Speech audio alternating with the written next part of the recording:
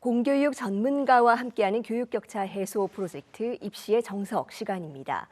내년부터 고교 학점제가 전면 도입되고 학생들은 새로운 교육과정으로 수업을 듣게 됩니다. 입시의 골격도 완전히 달라지는데요.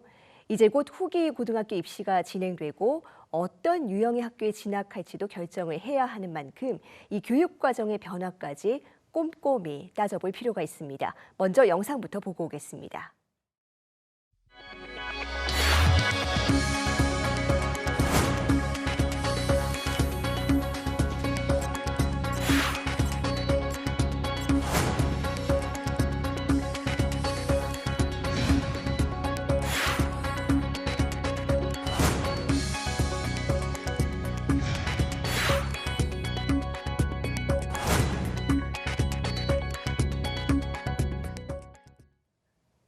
네, 예비 고1 학생들이 꼭 알아야 될 변화에 대해서 공교육 전문가와 조금 더 자세히 들여다보겠습니다.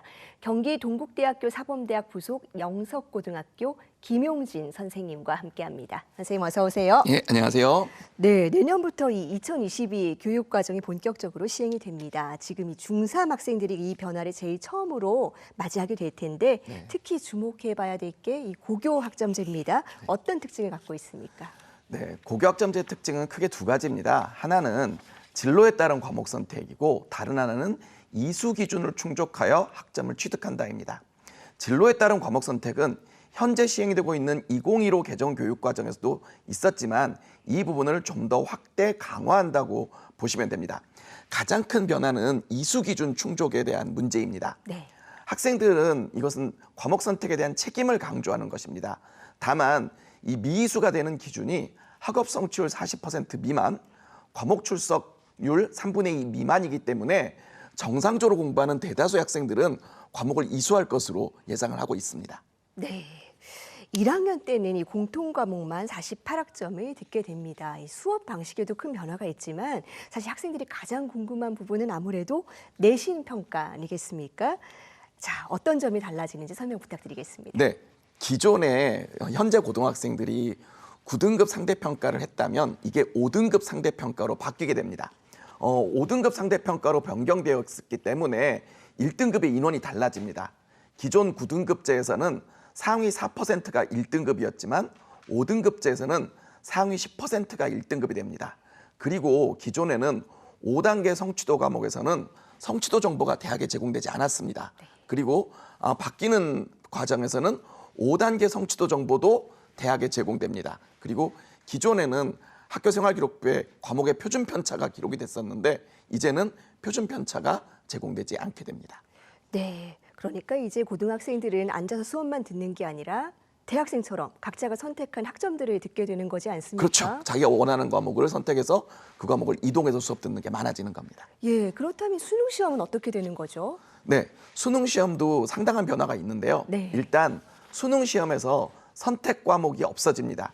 기존에는 국어 같은 경우는 화법과 작문, 언어와 매체 중에서 한 과목을 선택하고 수학은 미적분, 확률과 통계, 기하 중에서 한 과목을 선택했습니다.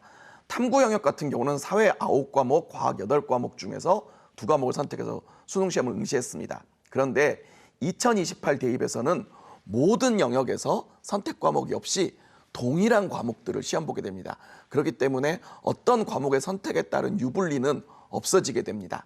다만 선택 과목이 이렇게 달라지기는 하지만 표준 점수, 백분위, 등급, 그리고 상대평가 영역과 절대평가 영역은 동일하게 유지가 됩니다. 네, 그러니까 학생들의 선택권이 넓어지기는 하는데 이 수능 시험은 공통적으로 그렇죠. 배우는 과목에 집중이 되는 면이 있네요. 네, 그렇습니다. 예, 그래서 이 얼마 전에는 교육부와 한국교육과정평가원이 통합사회 그리고 통합과학의 예시 문항을 공개하기도 했는데 네. 어떤 점을 주의해서 봐야 될까요? 일단 이번에 공개된 예시 문항들은 통합사회와 통합과학이라는 시험 범위에 충실한 문항들이었습니다. 다만 현장에 계신 선생님들의 대체적인 의견이 통합이라는 관점보다는 사회과학의 세부 영역을 독립적으로 묻는 문항이 많았다라는 의견이었습니다.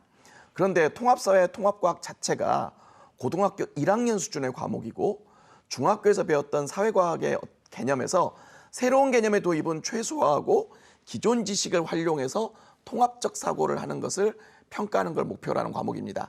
그래서 이번에 나온 예시 문항과 조금 더 다른 형태의 문항들도 나올 수 있다. 그리고 또 하나는 지금 개발된 예시 문항은 현재 시중에 문제집이나 이런 게 하나도 없지 않습니까? 네.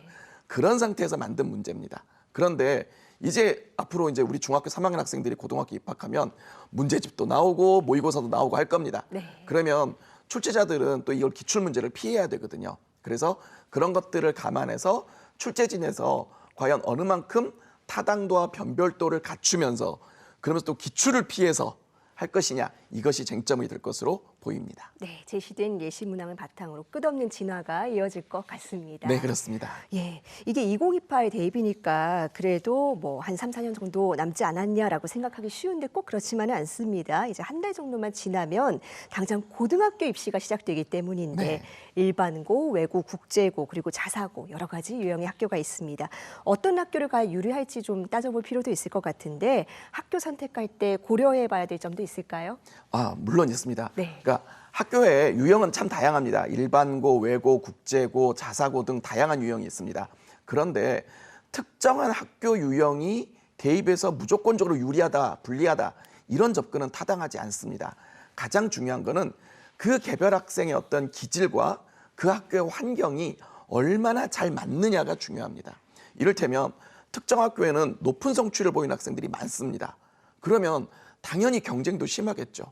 그런 경쟁 상태를 견딜 수 있느냐, 이런 것들도 굉장히 중요한 문제입니다.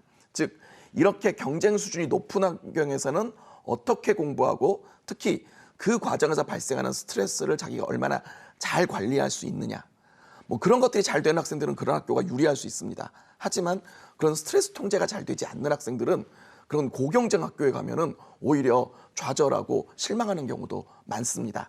그래서 학생들은 자기가 희망하는 진로에 맞는 학교 유형인지 자신의 공부 스타일이나 성격 등에 맞는 학교인지를 고려해서 학교를 선택해야 됩니다. 네, 절대적으로 좋은 학교가 있다기보다는 나에게 맞는 학교가 중요하다라는 지적해 주셨습니다. 네, 그렇습니다. 자, 지금 중3 학생들은 정말 이 변화가 큰 시기에 고등학교 입학을 하게 됩니다. 이 중3 후반기나 겨울방학 동안에 무엇을 하면 좋을지도 조언 부탁드리겠습니다. 네, 일단 기본적으로 공부를 열심히 해야 됩니다. 네. 어떤 유형의 학교를 가더라도 공부를 열심히 하고 공부를 잘하는 것이 굉장히 중요합니다. 특히 지금 중3 학생들이 고등학교 1학년 입학을 하면 3월 하순에 전국연합학력평가라는 시험을 봅니다. 이 시험은 수능 시험의 형태로 시험을 보는데 학생들이 처음 경험하는 유형입니다. 따라서 시험 시간이나 유형 등은 상당히 생소할 수 있는 부분들이 많습니다. 기출문제 정도를 풀어보면서 그런 것들이 익숙해지는 것들이 좋습니다. 그리고 고교학점제에서는 자신의 소질과 적성에 대한 고민이 필요합니다. 시류에 따라서 특정 분야를 선택하는 것보다는 자기가 무엇을 좋아하고 무엇을 잘하는지 그런 것들을 이 중학교 3학년 겨울방학 이 시기에 많이 고민해 보는 것이 필요할 것 같습니다. 네, 변화가 큰 시기인 만큼 뭐 우리 학생들 불안도 있고 뭐 걱정도 클 텐데 오늘 말씀해 주신 내용들 토대로 차근히 준비하면 보다 쉽게 고등학교에 적응할 수 있을 것 같습니다. 네. 선생님 오늘 말씀 고맙습니다. 네, 고맙습니다.